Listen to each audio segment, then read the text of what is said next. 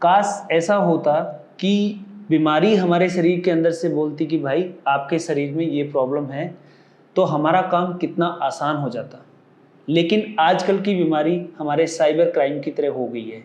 जितना cyber crime आज की डेट में डिफ़िकल्ट हो गया है, उतना ही हमारे शरीर के अंदर से बीमारियों का डायग्नोसिस करना मुश्किल हो गया है।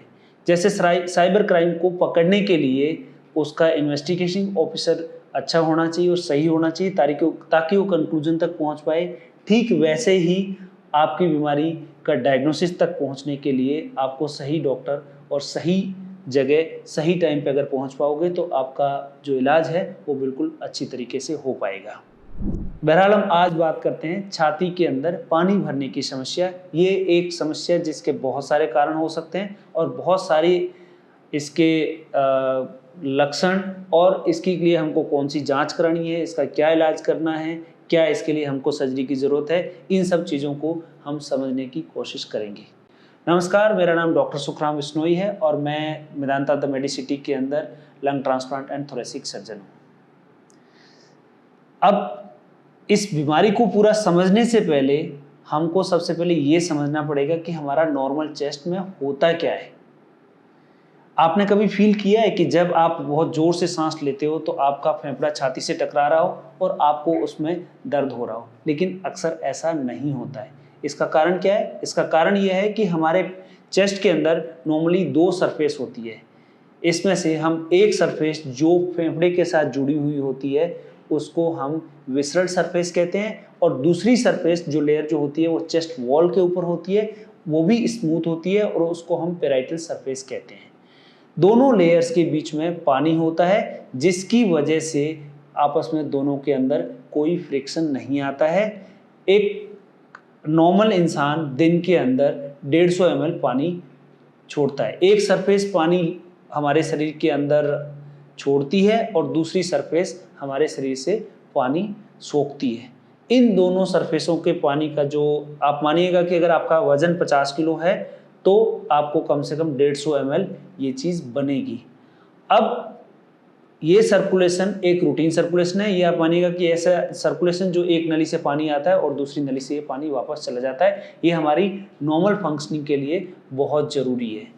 अब जब ये प्रॉब्लम कब होती है? प्रॉब्लम होती है जो सरफेस पानी छोड़ती है वो सरफेस मानिएगा कि रोज़ उसका काम 150 ml छोड़ना है, उसने 200 या 250 ml छोड़ना चालू कर दिया है, लेकिन सोखने वाले की कैपेसिटी अभी भी 150 ही है, तो पानी इकट्ठा होगा।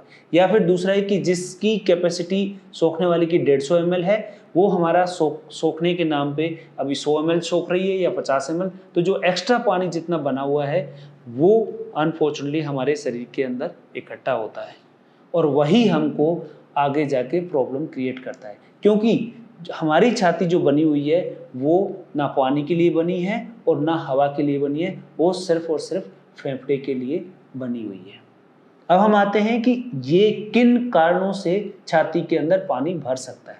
अब पानी भरने के मैं इन कारणों को मुख्य रूप से 2 भागों में डिवाइड करूंगा। एक होता है इन्फेक्टिव प्रोसेस और दूसरा होता है नॉन इन्फेक्टिव प्रोसेस। अब नॉन इन्फेक्टिव प्रोसेस क्या हो सकता है? जैसे किसी को हार्ट की बीमारी है उसकी वजह से पानी भर रहा है, किसी को लीवर की बीमारी है उससे पानी भर रहा है, या किसी को किडनी की बीमारी है उसकी वजह से पानी भर रहा है। अब दूसरा जो पार्ट है वो आता है इन्फेक्शन वाला। अगर मैं बात करूं कि इंडिया में सबसे बड़ा कारण या सबसे मेन कारण क्या हो सकता है छाती में पानी भरने का, वो कारण है टीबी। अगर हमें 100 मरीज मिलते हैं जिनके ये पानी भरा हुआ है तो उनमें से मान के चलिए 90% लोगों को ये पानी टीबी की वजह से होगा। बाकी बचे हुए लोगों के अंदर इन्फेक्टिव कॉजेज के अंदर निमोनिया भी हो सकता है जिससे रिएक्शन के तौर पे आपके शरीर में पानी भर गया है।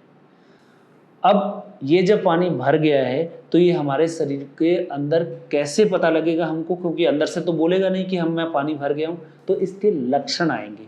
वो लक्षण क्या हो सकते हैं? लक्षण ये हो सकते हैं कि आपकी छाती के अंदर दर्द हो रहा है। दर्द मतलब आपके फ्रंट में नहीं हो रहा है, साइड के अंदर हो रहा है, बैक के अंदर हो रहा है, और ये दर्द कंटिन्यूस नहीं है, बीच बीच में आता है और रह रह के आ रहा होता है, तो ये एक कारण हो सकता है। दूसरा हो सकता है कि आपको बुखार आ रहा हो, लंबे टाइम तक बुखार आना भी एक कारण हो सकता है। अच्छा, अगर ये बीमारी लंबे टाइम तक चलती है तो इसके अंदर ऐसा हो सकता है कि आपकी छाती एक साइड के अंदर धंस गई है, या आप सांस नॉर्मली लेने में डिफिकल्टी फील करते हो, या आपको ऐसा लगता है कि आपकी मसल इस साइड की वेस्ट हो गई है और वो मसल वेस्टिंग आपकी वजह से आपकी छाती पूरा फूल नहीं रहा है। ये सारी चीज़ें कॉमनली एक छाती में पानी भरने की वजह से हो सकती है।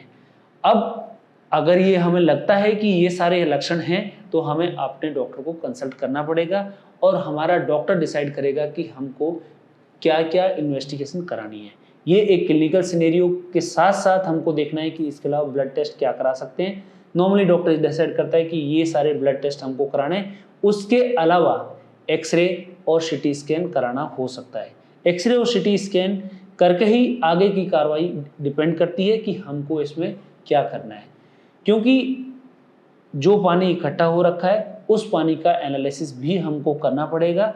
अब वो जैसे एक डॉक्टर आपका निडल डाल करके वो पानी निकालता है और उस पानी को टेस्ट के लिए भेजता है, जिसमें बेसिक टेस्ट होते हैं, जिससे हमारा पूरा फ्यूचर ट्रीटमेंट जो है वो डिसाइड करना होता है।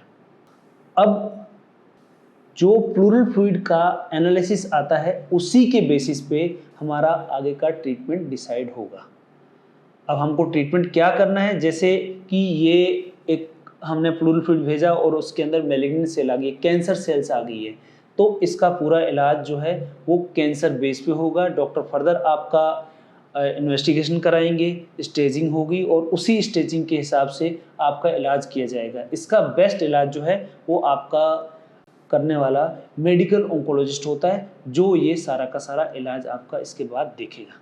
अगर आप एक हार्ट फेलियर के पेशेंट हो तो इसके अंदर आपको कार्डियोलॉजिस्ट को दिखाना होगा और कार्डियोलॉजिस्ट डिसाइड करेगा कि ये पानी क्यों भरा है। अगर हार्ट की वजह से भरा है तो उनको हार्ट फेलियर का दवाई देना होगा, या ऐसा जो भी चीज़ आएगा वो आपको अपने हिसाब से ऑप्टिमाइज करके और आपको बेस्ट ट्रीटमेंट देने की कोशिश करेंगे।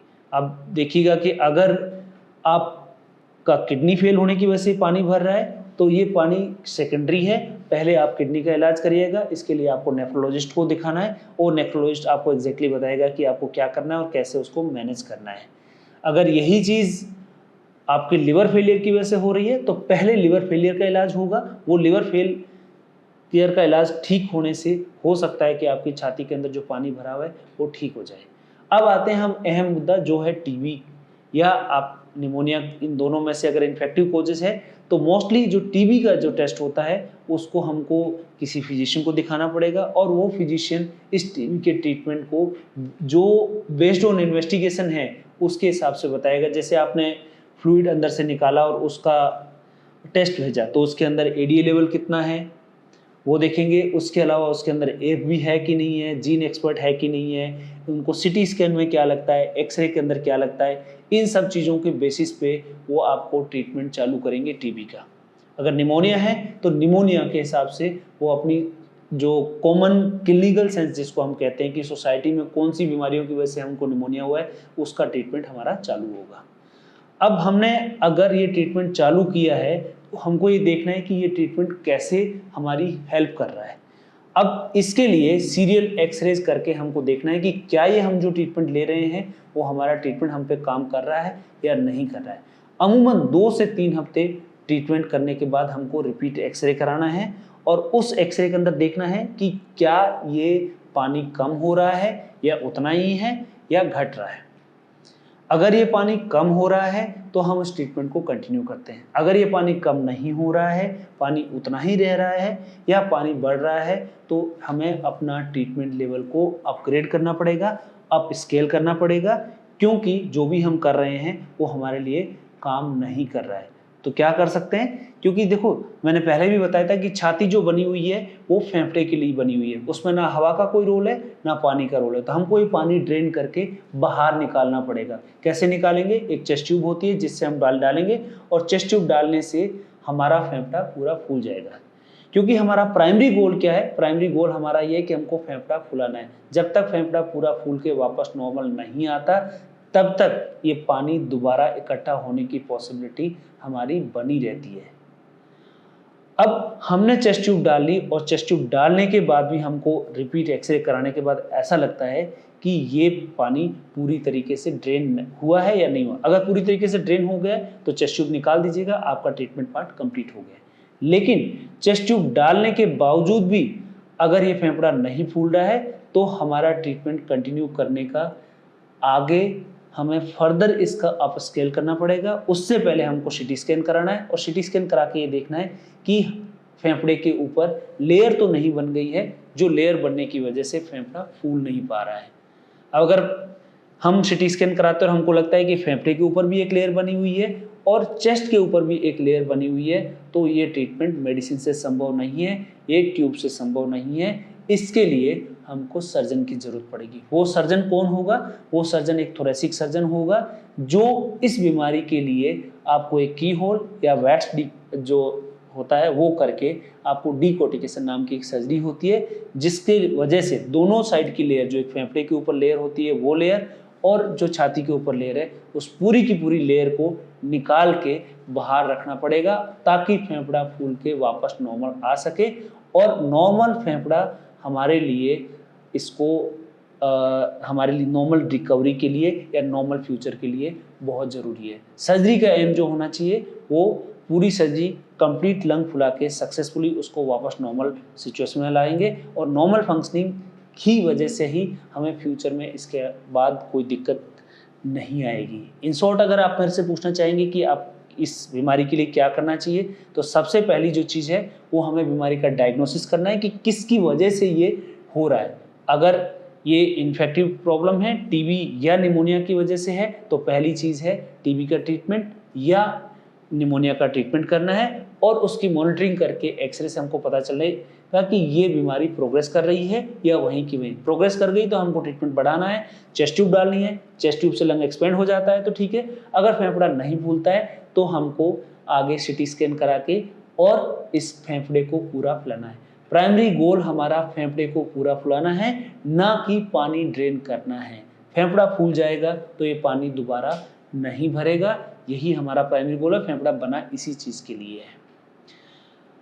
धन्यवाद। अगर आपको ये वीडियो अच्छा लगा तो आप इस वीडियो को, चैनल को सब्सक्राइब कीजिएगा। हम आगे भी इसी तरीके के एजुकेशनल वीडियोस डालते रहेंगे। आई होप कि ये जो वीडियो है ये आपके पर्पज़ को सॉल्व करेगा या आपकी हेल्प करेगा। धन्यवाद।